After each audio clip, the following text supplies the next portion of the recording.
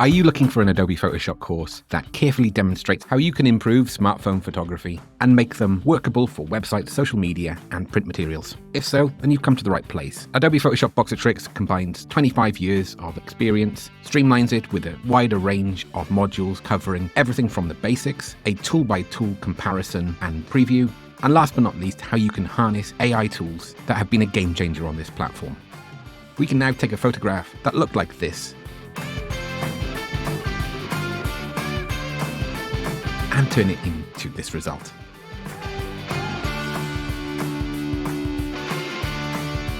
Adobe Photoshop is one of those tools that can take years to master. We're talking about small incremental steps. And in my case, it's been 25 years to get to my level of experience. And sometimes it feels like I'm still barely scratching the surface. This course is all about teaching some of the tricks and habits that I've picked up in that time of using Adobe Photoshop. It's very much my course, so it's my way of solving problems. If you're already up to speed with Photoshop, you might find different ways of achieving the same outcome.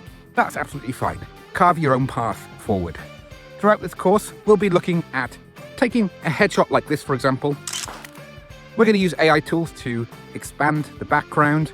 We're also going to be using some of the staple tools within the platform, like the clone stamp and heal tools that I use regularly. We'll also start exploring layers and how we can combine multiple photographs together to create a unique final result. But most importantly, one of the main reasons for this course is so we can take snapshots that aren't overly professional, not in the best environment. In my case, as a designer, it's photos that I've been provided by my clients. We're going to take those images and we're going to use Photoshop to enhance them and to make them what I'd like to call high-end semi-professional photography. These will not be on a par with an experienced professional photographer, but that's not our aim.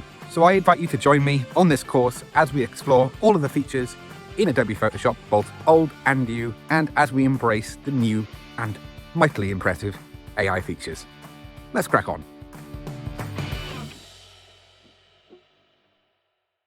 To put my money where my mouth is, I thought I'd give you a quick guided tour of what you can expect in this upcoming course.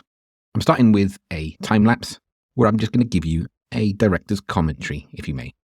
I'm changing the background using the AI tool. I wanted a bluer sky behind it because it was looking a bit flat and uninteresting. What I can do now is expand the canvas using the crop tool, and we're using AI once more just to extend that background.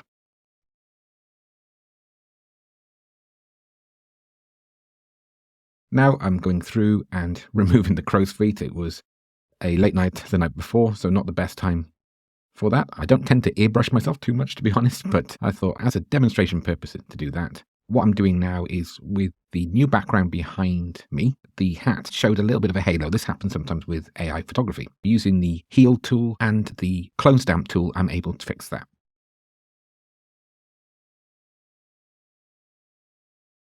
Now I'm able to add some flowers behind, although they're out of season. I should have gone with snowdrops or daffodils as it's the first week of March. And then some final tuning, and then we've got the two different versions.